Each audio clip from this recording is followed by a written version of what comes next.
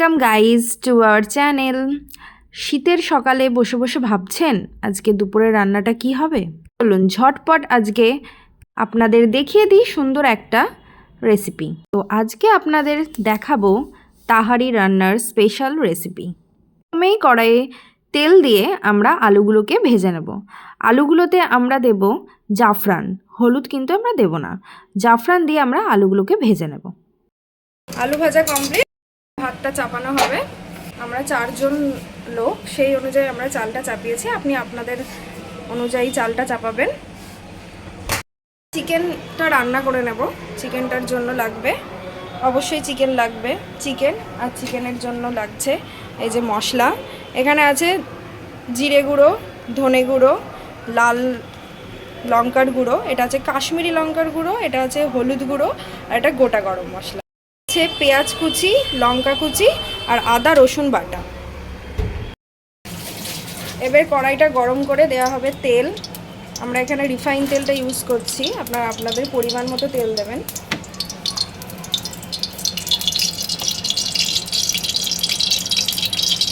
তেলটা গরম হয়ে গেছে, এবার আমরা পেঁয়াজ কুচিগুলো দিয়ে দেব।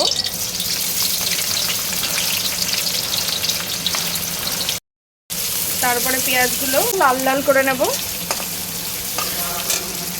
একটু লবণ দিয়ে দেবো, লবণটা একটুখানি দেব কারণ তাড়াতাড়ি লাল হয়ে যাবে। লাল হতে থাক, তার সাথে সাথে আমরা দিয়ে দিচ্ছি তেজপাতা, দিয়ে দিচ্ছি গোটা গরম মশলা। গোটা গরম মশলায় আছে এলাচ, দারচিনি আর লবঙ্গ। ভাজা লাল লাল হয়ে গেছে, এবার আমরা দিয়ে দেবো আদা রসুন বাটাটা।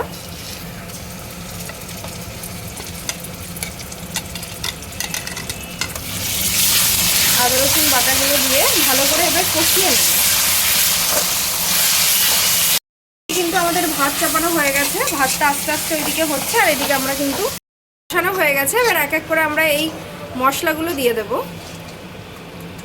প্রথমেই দেব হলুদ গুঁড়ো, তারপরে দেব কাশ্মীরি লঙ্কার গুঁড়ো, তারপরে দেব লাল লঙ্কার গুঁড়ো ঝালের জন্য, আপনারা যতটা ঝাল খাবেন ততটা দিতে পারেন।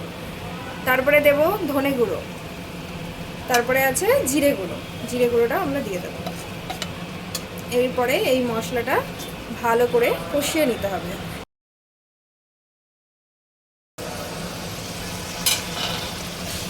তারপরে আমরা এটাকে ভালো করে কষিয়ে নেব।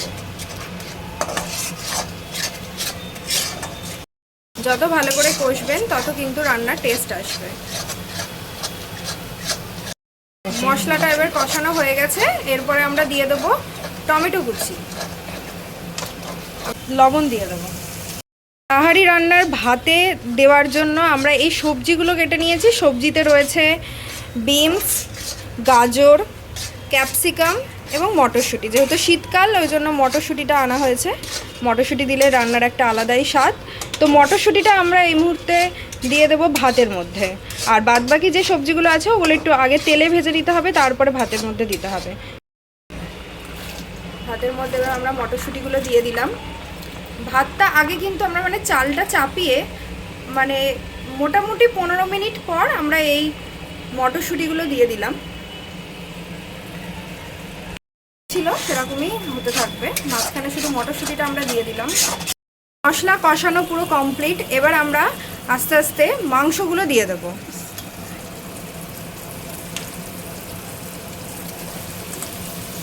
মাংসগুলো দিয়ে দিলাম। এবার মাংস দিয়ে মশলাটা দিয়ে ভালো করে মাখিয়ে নিতে হবে। হালকা জল অ্যাড করব সেটা গলার জন্য।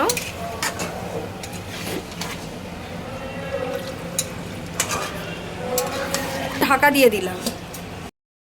আমরা ঢাকনাটা খুলে কষিয়ে নেব। দেখতেই পাচ্ছেন মশলাটা এত সুন্দর করে কষানো হয়েছে বলেই কিন্তু এত সুন্দর কালার এসেছে। কষা মাংস হলেই আবদার যে একটুখানি কষা মাংস খাবো। মায়ের কাছে এই আবদারটা সব ছেলেমেয়েরই থাকে, আমারও আছে। দেখি এটা কেমন হয়েছে। দেখে তো মনে হচ্ছে খুব টেস্টি হয়েছে, আর এটা বলার কোনো প্রয়োজনই হয় না। সুন্দর গলেও গেছে, দেখতেই পাচ্ছেন দারুণ কালার এসছে। কষানো হয়ে গেছে, এবার কিন্তু আমরা জল অ্যাড করব। এই টাইমে আমরা ফ্লেভারের জন্য কাঁচা লঙ্কাটা দিয়ে ঢাকা দিয়ে দিলাম। এবার ঢাকনা খুলে গরম মশলা দেব। গরম মশলা দেওয়া মানেই রান্না কমপ্লিট।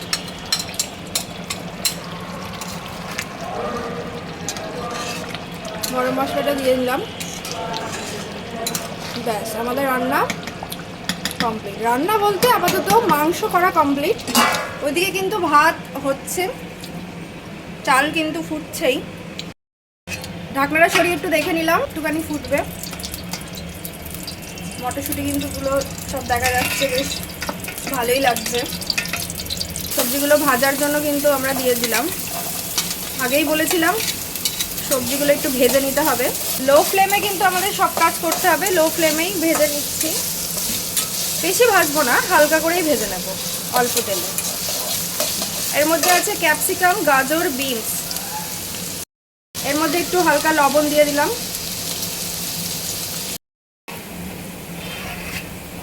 এবার আমরা এই ভাতের মধ্যে কিন্তু এই সবজিগুলো দিয়ে দেব। হালকা ভেজে নেওয়ার পরে কিন্তু ভাতের মধ্যে দিচ্ছি আমরা। ভাতটা কিন্তু 80% হয়ে গেছে। 80% ভাতের মধ্যে আমরা এই সবজিগুলো দিয়ে দিচ্ছি। দেখতে কিন্তু খুবই সুন্দর লাগছে, অনেকটা ফ্রাইড রাইস ফিল আসছে।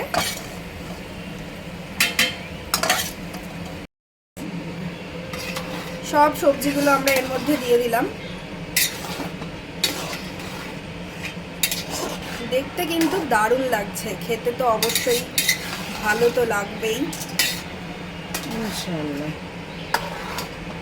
দিয়ে দেবো আমাদের ভেজে রাখা আলুগুলো।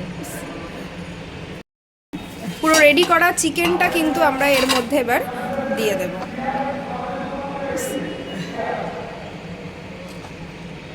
চিকেনটা এবার আমরা দিয়ে দিলাম।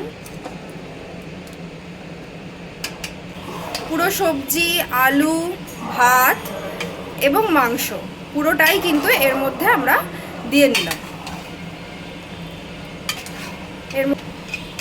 আমরা কিন্তু পুরো ঝরানো, বিরিয়ানিতে যেমন পুরো ঝরিয়ে ভালো করে করা হয়, মানে সাজানো হয়, কিন্তু এটা কিন্তু সেরকম না। এটার প্রসেসটা আপনারা দেখতেই পেলেন। অবশ্যই বাড়িতে কিন্তু এইভাবে ট্রাই করে দেখবেন, খুবই টেস্ট লাগবে এবং বারবার খেতে ইচ্ছা করবে। আমরা এটাকে ঢেকে দমে রেখে দেবো। ঢাকা দিয়ে দিলাম। চলো, হাই মিডিয়াম ফ্লেমে দেওয়া রয়েছে। চলো এটা হতে থাক। আর এইদিকে আমরা স্যালাডটা তৈরি করে নিই। স্যালাডের জন্য নিয়েছি ধনেপাতা, শসা, টমেটো, পেঁয়াজ আর লেবু। আমাদের কিন্তু স্যালাড রেডি। তাহারির প্রস্তুতি কত দূর? অনেকটা হয়ে এসেছে। এবার আমরা মশলাটা দিয়ে দেব।